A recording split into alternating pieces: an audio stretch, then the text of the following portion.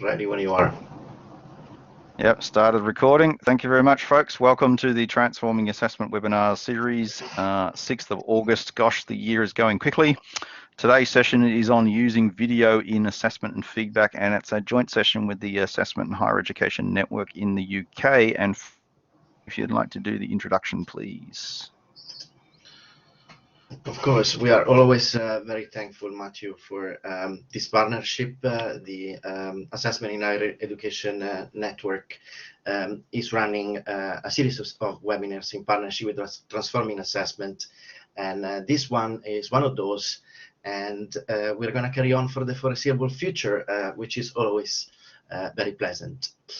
My name is Fabio Arico, and I am one of the members of the Executive Committee for the Conference of the Assessment in Higher Education Network.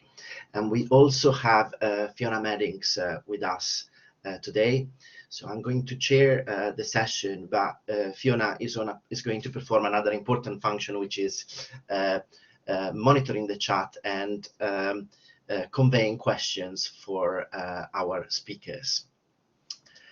So let me say something briefly about our network. You can find the address at the very top of this slide, and you can go and browse around our resources.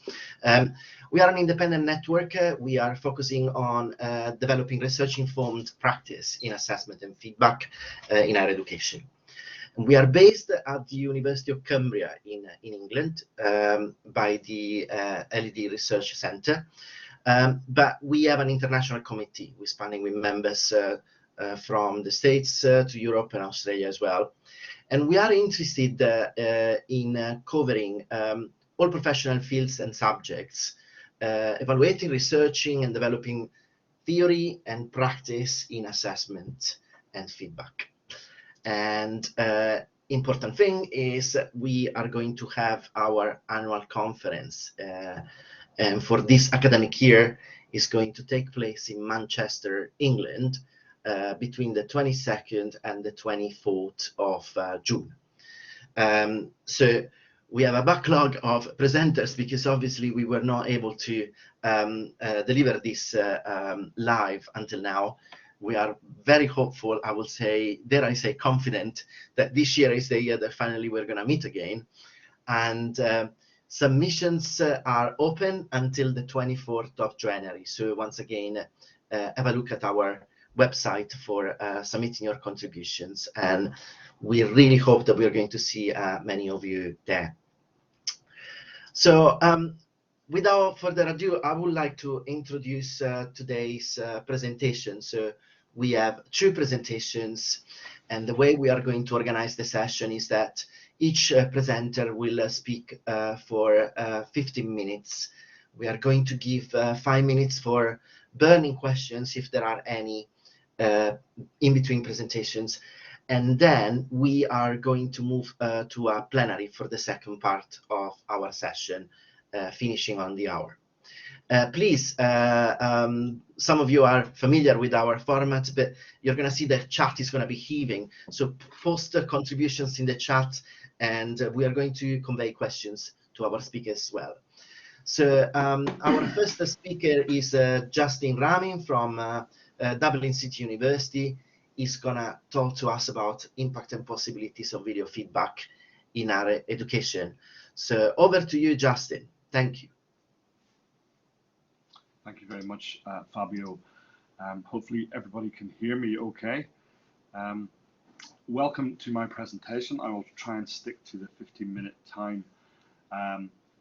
Thanks for the invite, Fabio and Matthew. Also, I'm really delighted to be part of the AHE Network in relation to this, and hopefully I'll see many of you next June in Manchester, and we can discuss some of these things in more detail.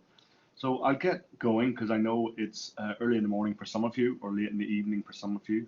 Welcome to a chilly turf shed in the Midlands of Ireland. I'm a little bit cold this morning. Winter is definitely coming. As Fabio said, I work in Dublin City University in the Faculty of Education, which we call the Institute of Education. I'm involved mainly in teacher training. We have about 4,500 trainee teachers in our faculty studying education or getting prepared for entering the workplace in schools. My area is really in further and vocational education and training mainly, and I have an interest and a focus on that sector in Ireland, adult education continuing, but also in assessment and of course feedback, which I'll be talking about today. So I will just move this slide forward. This presentation relates to a small-scale piece of research I did in some of my teaching itself, looking at the impact and the possibilities of video feedback in higher education, and particularly in relation to teacher education. I know Elizabeth will be talking about that as well in her presentation, towards a model of care, trust, and social presence. And those aspects I'll delve into a little bit deeper. So the issue that kind of drove me to looking at this as well was the concept of feedback, and as Sadler talks about, one of the problems with feedback itself is this idea of teacher telling. He suggests the fundamental problem lies less with the quality of feed forward and feedback than this, with the assumption that telling, even detailed telling, is the most appropriate route to improvement in complex learning. And it's about this idea of making the intimate connections with the students' work and with a view to future work. And this idea of moving forward is really important, and as Sadler said, it's rarely satisfied in our existing models. David Carless talks about feedback a lot, as many of you know, and this idea of dialogue in that process, that dialogic process. So one of his definitions would be a dialogic process in which learners make sense of information from various sources and use it to enhance the quality of their work or learning strategies. And I'm going to talk briefly about what supports the idea of this intervention I did. And one of them was the idea of assessment for learning and pedagogical dialogue. And pedagogical dialogue and formative assessment share these common principles, which really form the basis of developing the model and the idea. The emphasis on process, coming again from David Carless and MacDonald, the need for negotiated meaning and the shared understanding of assessment criteria. And there's a lot of the references there below. And this development of reciprocal commitment between assessors and assessees. And this really formed the heart of the model I'll discuss in a moment. So in terms of the research itself, I have been providing feedback to many of my students for many years, but started to look into different forms of improving the uptake, mostly of feedback, and getting students to utilize it and to use it, and to also express how they used it and how that could be transferable. So I firstly have been examining the literature, looking at feedback methods, dialogue, uptake, and then these other three concepts I mentioned at the head of this presentation: social presence, care, and trust. The cohorts who were involved were, some were daytime students, your traditional school leaver, all studying in a broad education type degree, and then evening students, flexible students as we call them. Many of them are post-experience, already working in further and vocational education and training, but looking for teacher qualifications. I used a qualitative approach, so using surveys and interviews, and I'm still in phase 3 here, analysing the data, and then trying to draw out some more of those themes I mentioned before, and looking at supporting the evidence I have uncovered. Obviously, for all of us, every single person here today, COVID-19 has had a major impact in our lives and will be with us for a long time in some shape or form, or certainly the legacy of it. So for us in Ireland, we had to pivot very quickly in our programs. We didn't stop, and we had to move from a very traditional face-to-face model of teacher education, of mastery, of those kind of methods that might be used, into a very hybrid mode. So I had to rethink a lot of the work I did myself, and was forced down this way. But in a way, it suited me, because I was really interested in how we can improve the mediums of communication for going from face-to-face to remote. So this idea of not being near your learner or your student really caused a problem for me, because the idea of dialogue was essential to the way I actually teach and the way I go about my improve the learning experience for the students. So the traditional methods I've been using were, pen and paper, meeting a student, going through the work they did, having these kind of feedback meetings. And as many of you know who provide feedback, the uptake in those can be light, and the people who often need the feedback don't utilize the feedback. So really, one of the aspects of this I thought about was that everybody would have to get feedback and have to engage in some kind of dialogical process. So traditionally, I'd be using pen and paper, and then annotating feedback, written feedback, sending it to students, getting a response and saying, how will you improve that? What could you do next? And many of you have used these methods. I began to use color codes as well to emphasize different issues a student may have, green being grammar, purple being related to the content, yellow being structure. And this all was negotiated kind of well in advance of the feedback process. So this is my process before the pandemic hit.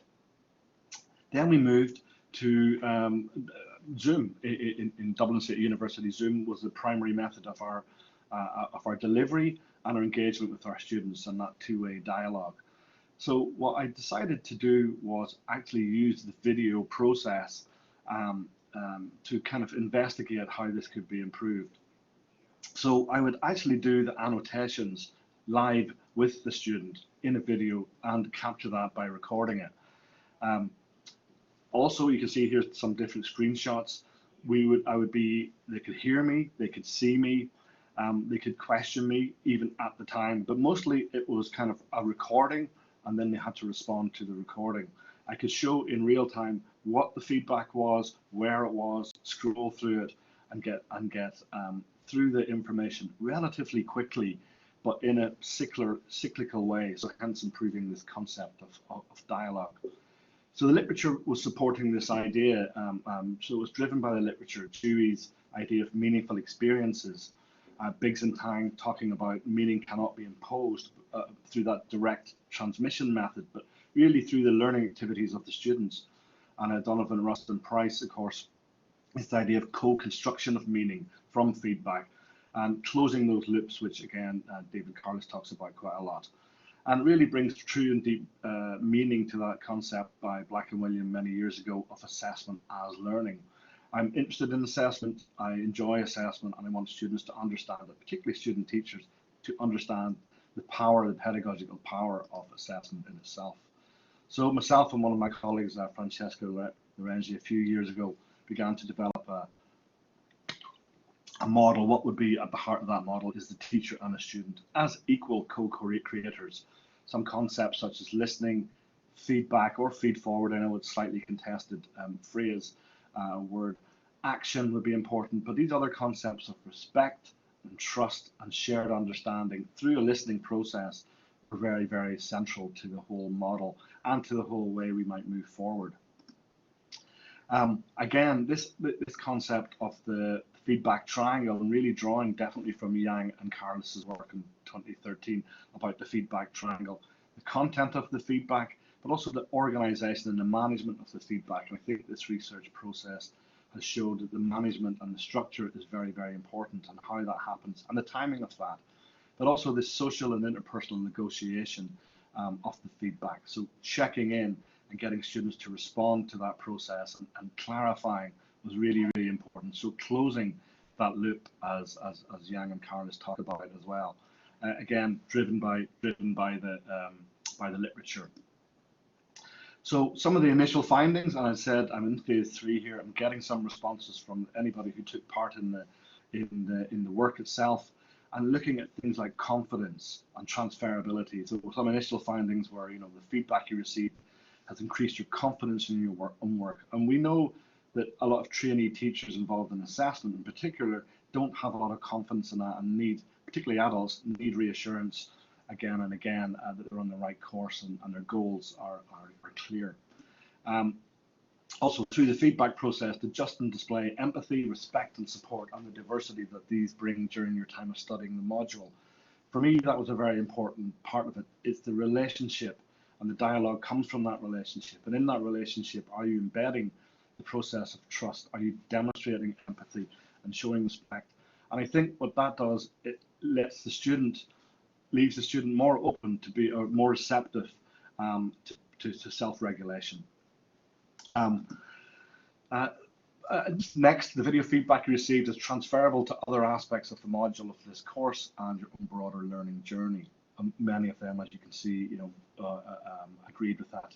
With almost 82, 90% agreeing with that. That's the idea that they could use that type of experience in their other modules and their other studies. Can you outline how this type of interim video feedback compared to other types of feedback you received? Was it better, about the same, or worse? 100% agreed, said it was better. And some of the words of the learners themselves are there in front of you, and I'll maybe read one or two of the highlights of that. I found it very helpful to watch the video repeatedly while carrying out the assignment. Easier to have a video playing than to look at a paper and try and read someone's writing. I would have trouble retaining information in circumstances like feedback meetings, so being able to look back over the video a few times and know exactly what is needed to be improved was fantastic. I felt that because Justin took the time to make the videos, I had to ensure I didn't waste his time and work on these corrections. Especially during COVID, it was as good as, if not better than, in-person feedback, so I could rewatch the video. So many of them talked about this idea of being able to be more engaged with the feedback after the fact. Watch it again, view the conversation, see the feedback. And what we've discovered, I've talking to some colleagues recently and asking them how do their feedback meetings go. And many of them say a lot of students contact them afterwards and say, can you just remind me what we talked about there? Because a lot of them come into feedback meetings in a kind of stressed situation or stressed state of mind, and maybe aren't that receptive to listening to critical feedback and critical conversation. So I've got more areas I need to focus on in this idea of feedback loops, and again, feedback spirals again by David Carlis. And really interrogating the feedback theory, and there's a lot of new work coming out by lots of people here today and others who you can see on the right hand side of the screen there, looking at screencasting, and I'm interested in how that works and what research has been done. And of course, going into surface and deep learning, can we prove that this is a deeper type of learning than the surface learning? The last part of the research will be looking at the care theory end of things, levels of care, trust, empathy. Social presence then is the next element, and this idea of being disconnected through COVID was really quite important. I think David Carlis's and Naomi Winston's model they had in a book a couple of years ago, also launched at AHE conference in Manchester, was this idea of the shifting paradigms, information to action, the old paradigm of feedback as information, and the new paradigm of feedback as making sense. I think this model really resonated with me, and I think it's an important way to kind of finish up. So when we talk about social distancing and this idea, it's actually not. It's actually physical distancing. And many of you know, particularly people who work in distance education here this morning, will recognize that. We don't have to be disconnected. We only need to be physically disconnected at times, and the pandemic has highlighted that for many of us. So it's actually being tighter from a social perspective, being more engaged, being more dialogical, and building up that relationship with our students. So hopefully I've stuck to the time. Nobody has shouted in my ear yet, so I think we could be okay. So I just want to thank you for having the opportunity to do this. As I mentioned, I work in the Institute of Education, Faculty of Education in Dublin City University, also heavily involved in research in further education and training. I head up their research institute in DCU. So thanks for listening. I haven't had a look at the chat yet. I'm sure it's hopping away on the side. It is indeed, Justin. Thanks a lot for your presentation. Yeah, perfectly timed, and you make my job a breeze. So you're gonna have opportunity to catch up with the chat, but, and Fiona, please let me know if there is anything else that I missed. But I think there was an interesting discussion going on and a challenge for you in the sense that Simon and Samantha, for instance, were saying, okay, this seems a better way of conveying feedback, but where is the dialogic element in the sense, are students then establishing a dialogue with you, or is it still one way? And you also added a quite interesting comment in saying, well, perhaps we need to reflect on whether feedback takes place in a synchronous space or in a synchronous space. Can you perhaps pass us your reflection on this? They're two very good points, and I actually tried two different methods. My background as well is in communications and television and film many years ago in the vocational space, and that idea of one-directional communication and circular communication resonated with me as well. So some of the feedback I did as recorded Zooms, so they were recorded, no dialogue, no audience, sent it to the student, and then saw a response through a video meeting. So that was the dialogical element for them. In other ones, and I did this with my flexible evening students who much prefer having a conversation anyway, I did it as a live Zoom and recorded it with them. So in real time, I had done the feedback already, and then I shared the screen, and then I could use my pointer and laser to go through the document itself, but really then get the student to respond each time to those points. But also maybe instead of saying, look, this is what you did wrong, or here's the mistakes you made, completely looking at a different way and saying, what way do you think you could do that better in relation to that section and that section? And those recordings are the students then, those evening students, viewed again and again and again. And certainly the feedback was much better for those live recorded conversations with the student. That's where the dialogical element. So I'm trying to test both methods and which is more appropriate. And thanks a lot. And of course, we can return on this point, and we can carry on discussing it in the chat as well. Personally, what I loved was your slide with your facial expression and your body language. Italians are always stereotyped for being people that speak with their hands, and most certainly I fit that stereotype. And most certainly this year we missed a lot of this. So that was brilliant in my opinion. And I think that's really, sorry Fabio, I think that's a really important point, because you're using multiple channels rather than that singular channel of the document. Those tones, and even being able to be more critical using your voice, but in an empathetic way, was picked up by students. So they could hear tone, they could understand that you weren't being critical but supportive, because sometimes the language on paper doesn't communicate that. I also saw a message there on chat from Emma and a few others talking about how many, can you monitor how many people are watching the video, or sorry, how many times the video has been watched. I haven't been able to do that actually from a technical point of view, but I have asked students, how many times did you watch it? How often did you watch it? And how soon after the fact did you watch it? So that's an interesting piece of the research to try and monitor the timing of feedback as well, and how the uptake works. Fascinating. Excellent. So I would suggest that we move to the next presentation, but of course we can carry on discussing this in the chat, and then we're going to have a plenary where more questions might emerge as well. For the moment, thank you, Justin, and we are going to discuss in the second part of the session as well. So our second presentation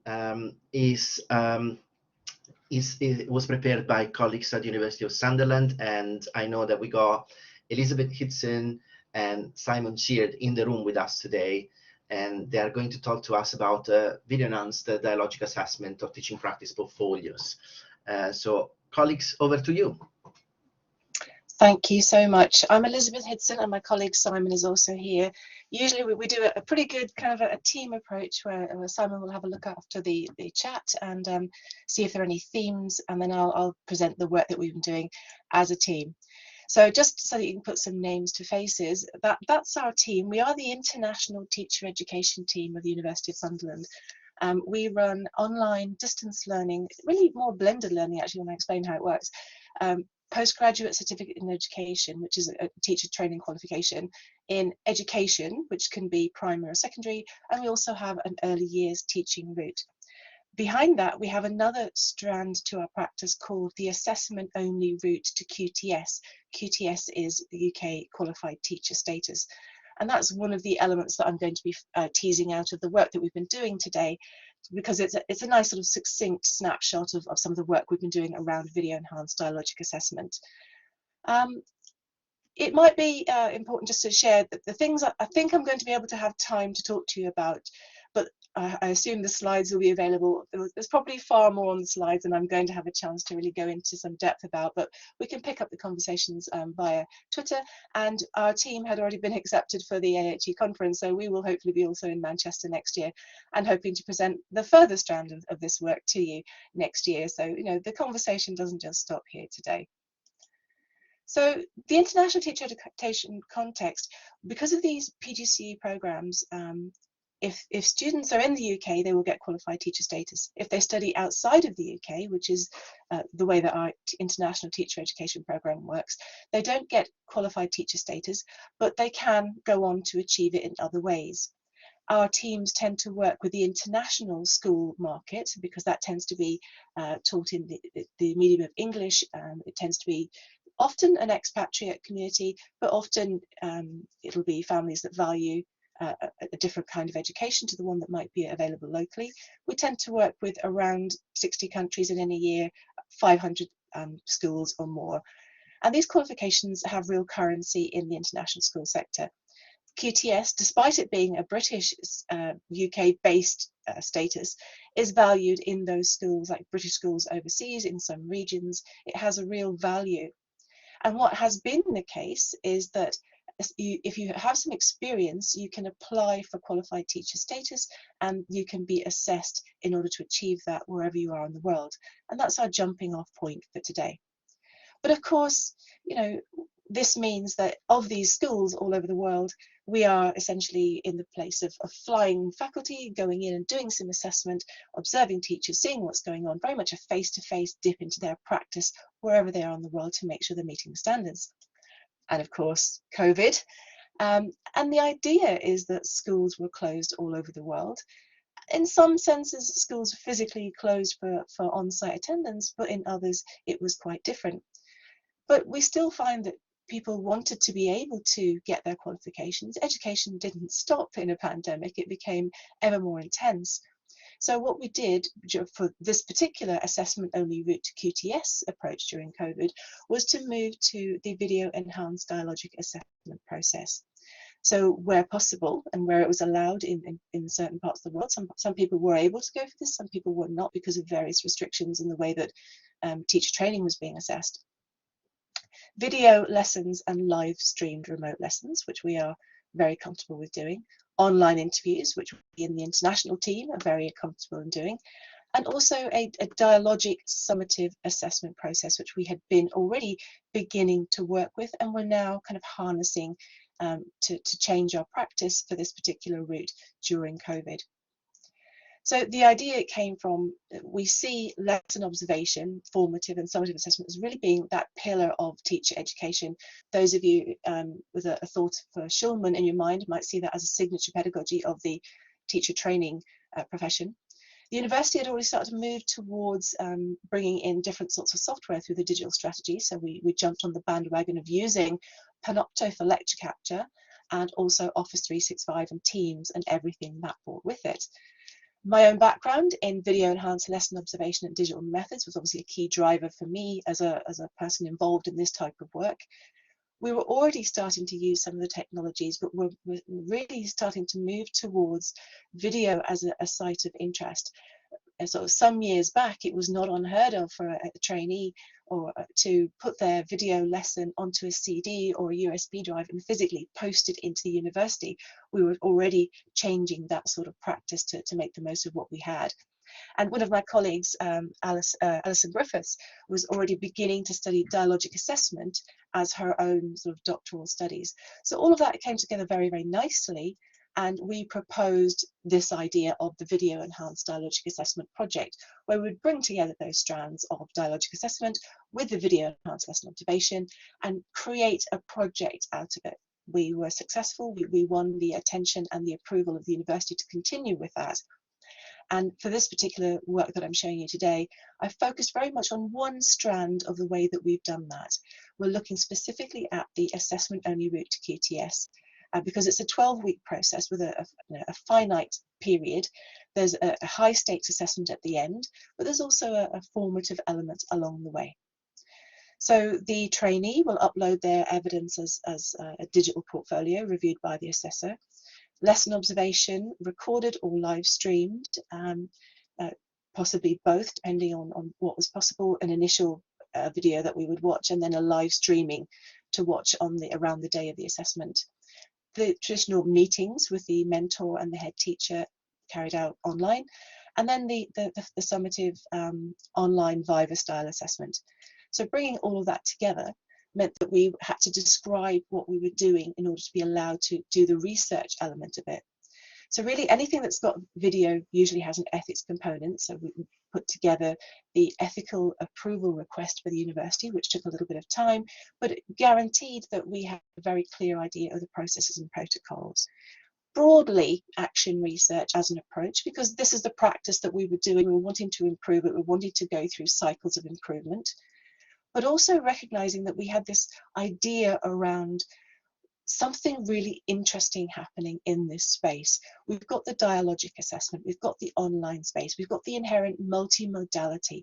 We feel there's a lot going on, and this was a bit of a potential game changer in how we approach assessment, not just on the technical element, which people are always interested in, how do you do this thing, but also why that might in fact be a better way of doing it than perhaps myself getting on a plane, dipping over for a day or so and sitting with a trainee in a space. So all of these questions, sort of percolating away in our minds.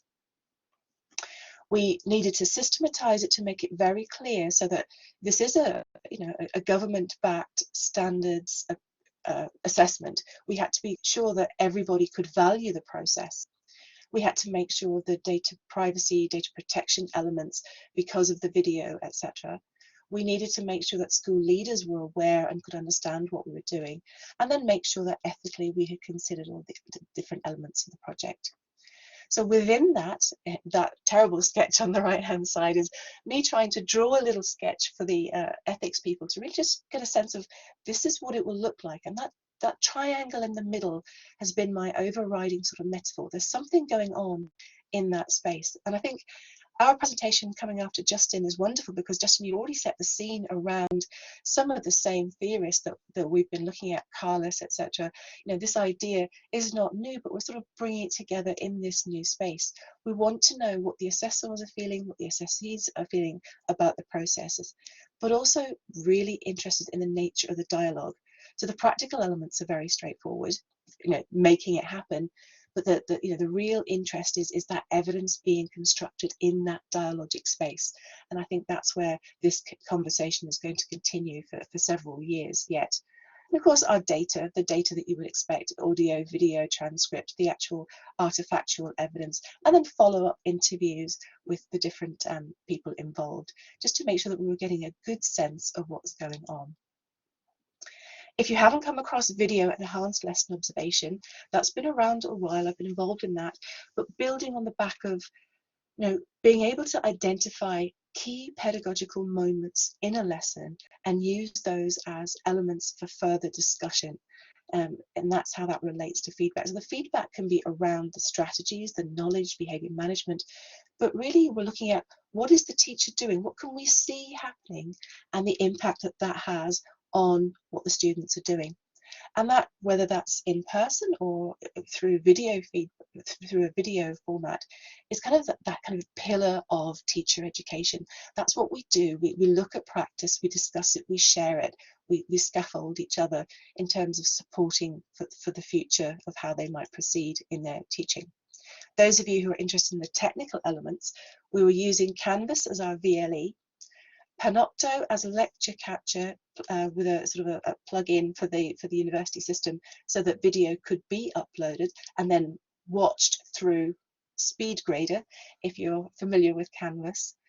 The materials for the assessment uploaded into cloud storage. We chose an external one to the university so that the candidates would have access to that when they were finished with the university, and Microsoft Teams as our platform. So bringing those together, you can see that video, you would be able to watch that on the screen, pause, we had a feedback sheet that we could make some notes in, and then we'd be able to discuss that with the trainee. And that's worked very well on a technical level. The video enhanced dialogic assessment element is the really interesting element of what we're doing. So we'll have watched the video, we'll have watched a live stream, we'll have looked at the evidence, we'll discuss that with them. And really what we've got is that golden bit in the middle, the dialogic space where things are happening. And I'm theorizing that this isn't a straightforward interview where I will ask you a question, you will give me an answer, and you will pass. What I'm interested in here is, what are we creating as evidence? What is it that trainees, assessees are able to bring to this conversation that is enhanced through the dialogue? And that's really about listening carefully, watching, understanding that we can apply a theoretical framework to what's happening, so that I say X, but you might hear something else because you're a trained assessor listening out for different kinds of things. So I wanted to try and throw in a little bit, obviously I can't share with you the wealth of data that we've got, but some of the kind of indicative data of things that candidates are saying to us that we're hearing. So, we were interested in how they were finding the process. And they're talking quite positively about having the materials, about, how it really broke down the barriers. So they're telling us nice, positive things. We're hearing confidence and empowerment coming from this dialogic process. They're not terrified of it. And I saw something about trust coming through. They trust in the professionals and in the process, and that they are able to shine a light on their practice, and they feel that they can tell us anything they can about their practice. So for example, Leon on the left hand side thinking, okay, well, if I wasn't prepared, I still have the opportunity to show you something. I can pull something out of my portfolio. And so that gives them a little bit more confidence that they are able to give the fullest possible answers. Almost like, you know exactly about what your practice entails. Share with us, and we will take that into consideration as evidence. So where Julia in this next slide might be talking about familiarizing herself with the students' names and how often she gets to see them, and the fact that she might see them on duty. As an assessor, I'm hearing this candidate knows her students. This is about teaching standard 5, which is about adaptive teaching, knowing the needs of your students. It's also about teaching standard 8, which is about your professional practice and your contribution to the wider life of the school and carrying out those other elements. So you can see how this lends itself very well to a thematic analysis. In terms of video enhanced lesson observation feedback, the depth and the quality, because we've got the linear progression from the beginning of a video to the end of a video, and you can shuttle backwards and forwards, and there's plenty of video theorists that if I had time I would direct you to. But Leon was talking about the fact that this is a very professional type of feedback. That it was, and I love that he said, it's almost like I've gone to a professional feedback giver. Well, yes, you have. This is what we do. Much more minute by minute, much more helpful than perhaps used to seeing in terms of feedback. And the thing that I really value coming through from this is seeing this dialogic space as professional learning. That the questions were making him think and continue to develop his thought processes even beyond the assessment. This excerpt was taken from an interview that I carried out with him a few weeks later. So he's done, he's dusted, he's through. There's no more, no more to be gained other than honest feedback at this point. And he was saying that, you asked me a fairly simple question, but actually I've been really thinking about that. I continue to think about it, and I see it as learning points from your questions. And that's wonderful, because in the field of education, teacher training, teacher education, we are training our candidates to go out to do the same level of quality interaction with their own students further down the line. So I'm beginning to hear elements of impact on future practice coming through. But there's a wealth of research opportunities here, really, that we hope to continue all the way through the next few years. Pandemic or no pandemic, this is what we do. So the sorts of insights that our team who's been involved in doing these sorts of assessments, we do this, yes, with the assessment only route, but we're also doing that as part of our PGCE with other trainees. that it's valuable because of the insight for both parties. It's not always possible to do full-fledged video stimulated recall, reflection and dialogue.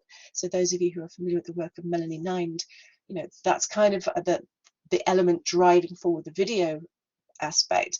You don't always get to do as much with the video because it's a process, but it does give you food for thought about how valuable the video is and what it's kind of allowing you to shortcut through by having that access and by being able to bring that together as part of the artifact, part of the evidence base.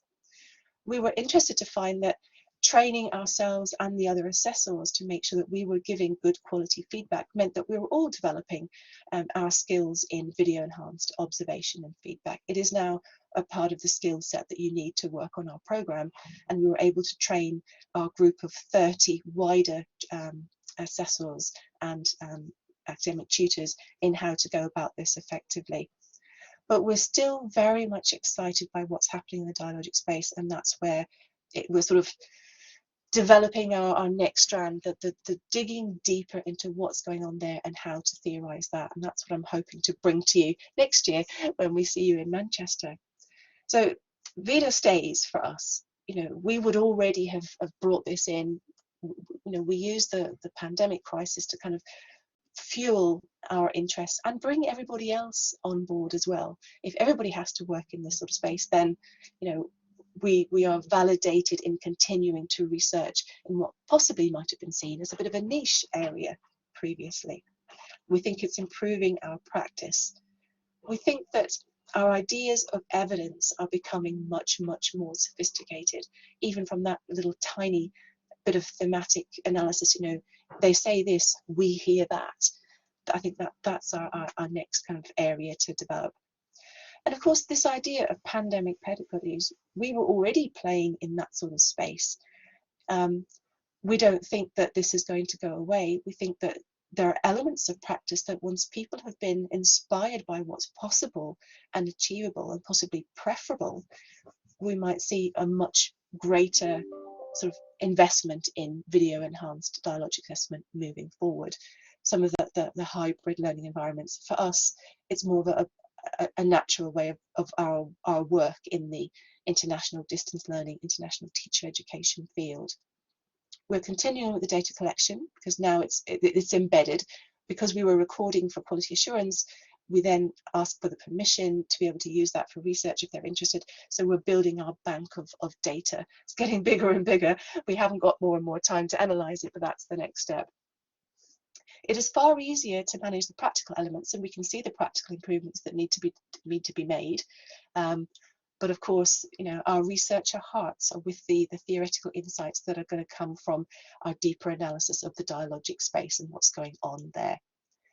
So if you're interested in looking at video enhanced dialogic assessment, I suppose the takeaway points are around playing to your strengths.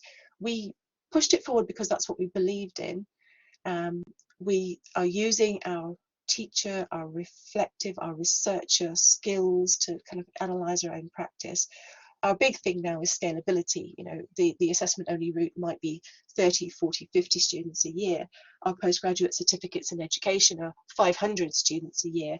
So trying to take elements of that and make it scalable. You know, you may or may not have those issues, but that's what we're looking at the moment. Being creative about, you know, is it possible to do what we've done in a different way? And that old adage, if you always do what you've always done, you always get what you've always got. We didn't assume that we could only do things one way. We took some chances, we took some risks, and they have worked off. I don't know what's happened to the 3 on the screen, it's disappeared. The third one there about not being afraid of the technology. I think we're all pretty technology rich now. We just maximized what we had access to in terms of the VLE, the data storage, etc. And we helped that to just do things a little bit differently. So I thank you for your time and attention. I'm looking forward to continuing the conversation as best we can. I am teaching at 9 AM, so I won't be able to stick around today particularly. I'm hoping that there are some useful conversations in the chat. Find us on Twitter. You know, look forward to the AHE conference next year to continue the conversation. But I think I'll leave it there, see if there are any questions that we can quickly dip into at the end, and I thank you for your time and attention. And thank you very much to you, Elizabeth and Simon, for this presentation as well. I would like to invite Fiona to chip in if she picked particular themes for the chat that she wants to convey to the speaker. But otherwise, I got plenty of questions myself.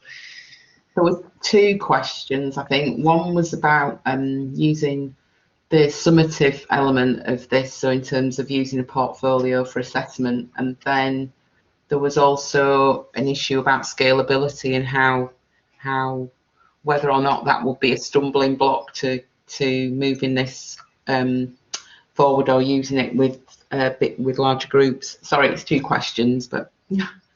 That's fine. The first one about the portfolio, this is a standards-based, government-backed qualified teacher status. So we have to work to the UK teacher standards. And as I alluded to, sort of TS5 and TS8, there are actually 8 of them, and then a part 2 of personal and professional conduct. So there are key prompts and questions and the sorts of evidence of practice that we would expect to see, that in fact we need to see. So they would be uploading things like lesson plans, materials, evidence of practice, testimonials, reflections, all sorts of evidence of what they're doing in their schools, in their classrooms. So that forms the portfolio. Alongside that, we've got the lesson observations, which can be lesson recordings, live streamed, or usually also in person if we are doing that in person, but the recording elements. So, you know, that's part of the sort of the processes that are built into the assessment only route process. That's a 12-week process, and it's very clearly backed by things that they must achieve in terms of being ready for assessment. So that's the kind of a shared understanding. Once you join that space, that's what you're working towards, and that's what we're looking at. But what we're saying is this isn't a ticky box exercise, and of course it's not useful to see any kind of assessment really like that. And the dialogic element of that is being able to discuss that and the richness of what they're providing. They think they've provided a lesson plan or a piece of reflective evidence. We will dig into that to ensure that that isn't just a one-off piece of paper, that it is something that's embedded in practice. And once 2 teachers get in a room and start talking, you can hear what's actual practice. You can hear what is daily practice as opposed to something that's been produced for, you know, to stick into a portfolio. I think that's very, very powerful. The other side of it is the scalability. You know, the real-time observation of a lesson. If a lesson is 1 hour, it requires a 1 hour observation period and then time for the feedback. The summative assessment only interview can take an hour, 90 minutes. Once the assessor has gone through the portfolio, is familiar with the lesson video, and then you have that dialogic space for 60, 90 minutes, however long it takes. So really what you're looking at there is the staffing that's allocated. In our university, we have a number of hours allocated to the process. I think we've got about 8 hours for that. So that is, you know, a day of anybody's time to assess somebody on this particular route. So it's a very finite, measurable kind of process. It works beautifully well for this. Stepping back out into the postgraduate certificate in education, where the hours allocation probably wouldn't be as much because it's a different kind of model.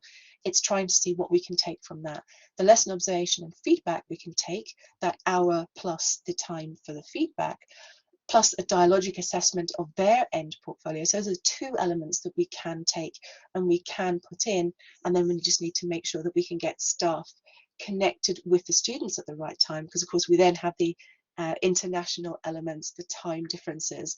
I tend to work with students in Hong Kong who are getting up as I'm going to bed, so the sweet spot for assessments for us is probably around 9 or 10 a.m. in the morning. Sometimes that works well, sometimes that doesn't. I hope that's helpful. Liz, I'll jump in with one more quick issue from the chat, if I may, that was raised, which is something that we grapple, both of us I know grapple with regularly, which is the idea that video can give a selective view, and what happens if something critical is happening that might be outside the view of the camera. I just thought that was a very salient point that we often encounter. We do. We give advice on trial runs. We give advice on positioning of cameras. And talking about the lesson as well allows us to get a sense of, was anything else happening? But there are issues about the frame, and I know I go back to my background in video enhanced observation, and indeed video. You know, I've been working in video a long time. You know, right back to when I was looking at this in the 2000s with students in school. And there is an element of framing and what is possible to see. But we do cover that when we get together and have the dialogic feedback around what's going on, because you get as an observer, you get a sense of, you know, wanting to know what's happening outside of the frame, and maybe positioning some of your questions quite carefully around that. You know, I could see this happening, but I could get a sense of something else happening, or can you describe what was happening in that element of the room? And you know, it's about the assessor having a good handle on what goes on in a classroom and being quite perceptive as they're watching. Another issue can also be the audio. Children can speak very, very quietly. You may not be able to hear what was going on. So again, that follow-up in the feedback afterwards with, you know, I could see, you know, little child in the front corner was saying something, you know, what were they talking about? And the great thing about the video is being able to revisit that moment, which triggers the recall and the reflection and enables the dialogue. Whereas if you didn't have video and you were just at the end of a lesson, the trainee is very stressed, having just gone through this high stakes, you know, lesson observation, that they may have no clue what they were speaking to the child about. But being able to shuttle back to that point, re-immerse themselves in that moment, you tend to find that they can then recall what was going on and reflect on it with you, and it becomes a teaching moment.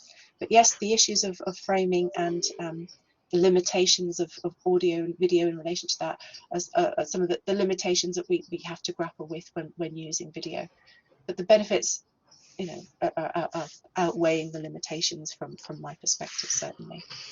I was wondering whether, and this is a question that goes both to Justin and also to our colleagues in Sunderland, whether you had any experience of exporting this pedagogy to other disciplines as well, and whether you had dialogues with other colleagues in other schools and departments about this.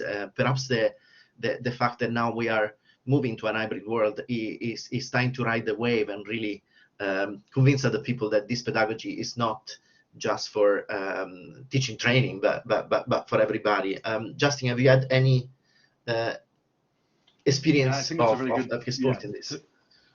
This idea of transferability, I think, is really important. I think we should learn from those wins that we're having, even if it's really early into the research. So I am talking to my other colleagues in different disciplines or different subject areas, mostly still within the education sphere, of how can this improve your process of feedback? How can it improve your organization of feedback? So a lot of teacher educators complain that the feedback takes so much time to actually do, to plan, and to execute.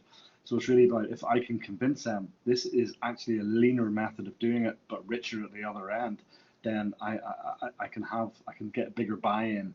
So somebody mentioned there, I think in the chat, that, you know, with written feedback, and you need to do less kind of annotations if you can couple it with video as well. So you can actually condense and make the feedback process a bit slimmer and easier to manage as well if you can make it richer.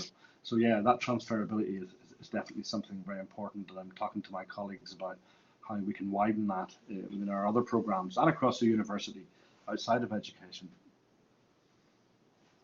Yes, I would also agree. I've been in conversation with our law school, who finds it very interesting in terms of being able to train candidates in the law school around interviewing and discussion and that sort of thing. I tend to find that when you promote what you're doing at the university, you get other people automatically coming along, and we have our research seminars, and you find that you generate quite a lot of interest. So I've had discussions with the psychology department, with the law school, all very interested in this approach.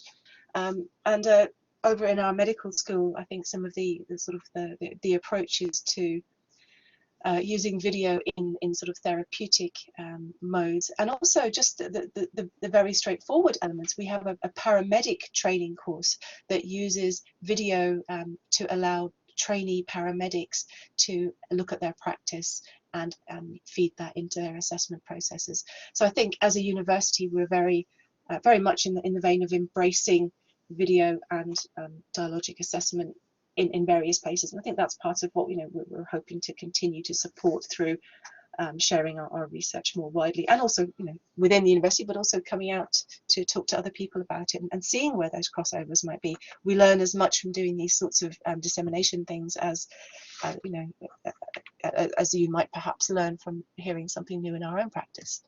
So very, very interesting, really. And thank you very much again, Justin, Elizabeth, and Simon. Two really interesting presentation as usual. The chat has been very active, and Matthew is going to make all this material available. We are approaching 9 a.m. here in the UK. We are approaching the hour wherever you are. Matthew has actually posted a link with feedback as well.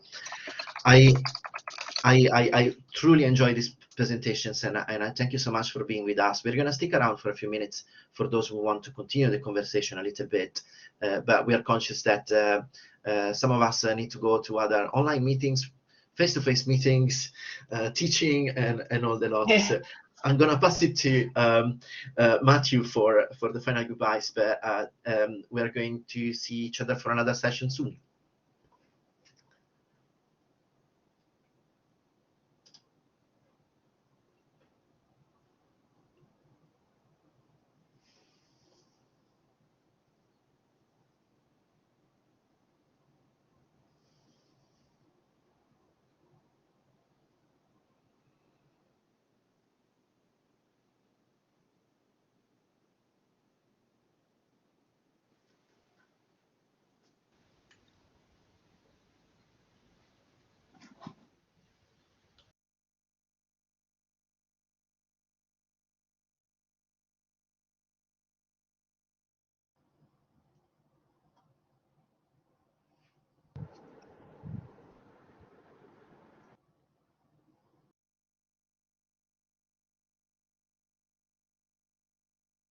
You seem to be muted, Matthew.